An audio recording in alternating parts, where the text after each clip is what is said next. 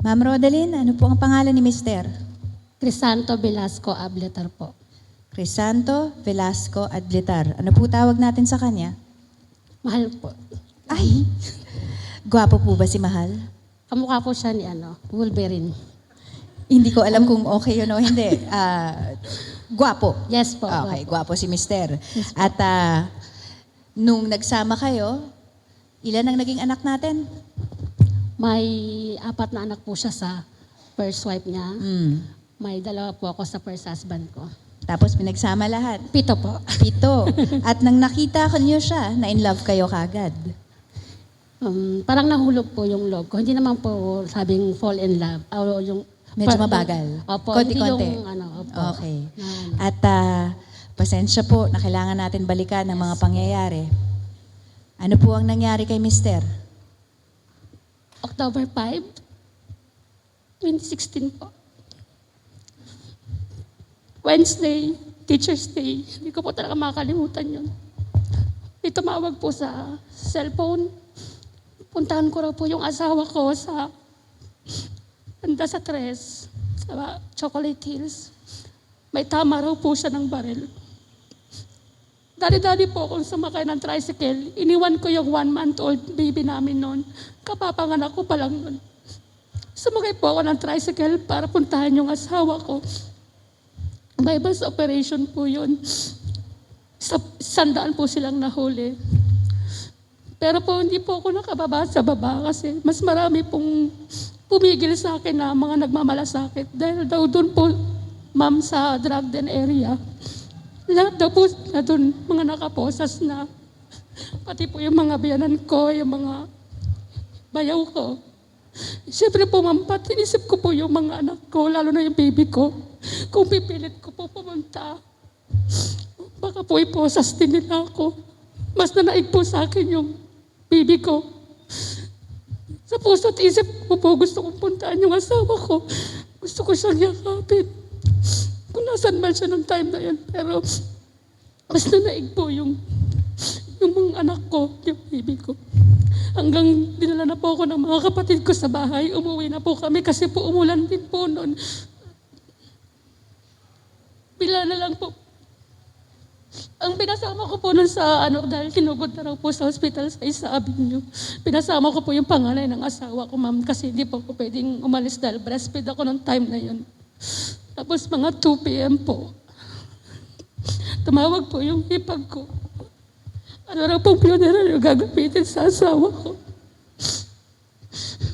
Tumuop yung mundo ko nun, ma'am, kasi ang pagkakaalam ko may tama lang po ng baril. Pero po nung sinabi na ano lang po funeral yung gagamitin. Parang nag-blackout po yung paningin ko. Wala na po yung asawa ko. Sabi na po kasi may tama lang. Ang sagot ko po sa mga ipag ko, kayo na yung bahala. Hindi po kasi ako makapag-isip. Lang ko po kami noong time. Ngayon kasi yung mga binan ko, pakulong din po. Ilan din po sa pamilya namin yung kinulong. Hanggang po sa pagburol po, sobrang napaliit po kami kasi kahit po pamilya, hindi pumunta. Pero naunawaan ko naman po dahil natatakot sila. Ilan lang po yung pupunta sa lamay. Kaya sobrang nahirapan po kami noon kasi dalawa po yung ginagastos na namin noong time na yun. Yung doon sa kulungan. Dahil po nakatira ng pagkain tapos dito po sa burol. Ayun po yung nangyari, ma'am. O, tatanungin ko yung parehong tanong. Ba't mo kinikwento to? Kahit po masakit, lagi po sinasabi na ikaw, kahit patuloy po ako magkukwento. Dahil po may mga nauulila. Ilan po yung inulila nila. Libo-libo po yung nawawalan ng magulang. Mga bata po ang pinaka-apektado. Lumalaki po silang walang magulang. Lalo na po sa mga anak ng asawa ko. Masakit po, ma'am, kasi kapag may mga okasyon, kailangan nila ng pamilya. Yung buong pamilya, wala po. Ang sakit po, yung mga bata po talaga yung apektado ng ginawa nila. Ano po ulit ang pangalan ni Mister? Paulit po. Crisanto Velasco Abletar po, ma'am. Pero ang tawag natin sa kanya ay Mahal po. si Mahal, si Opo. Crisanto Velasco Ablitar. Ano po ang gusto niyong maalala ng mga tao tungkol sa kanya? Si Crisanto po, ano po yung pag namarating po siya ng bahay, sa bahay po, sasalubong yung mga bata. Yayakapin siya tapos may mga pasalubong siya. Bukod po doon sa salubong, pipila yung mga bata, magbibigay siya ng pera. Yun po yung para sa mga bata. Nalaalala ko tapos para naman po sa akin.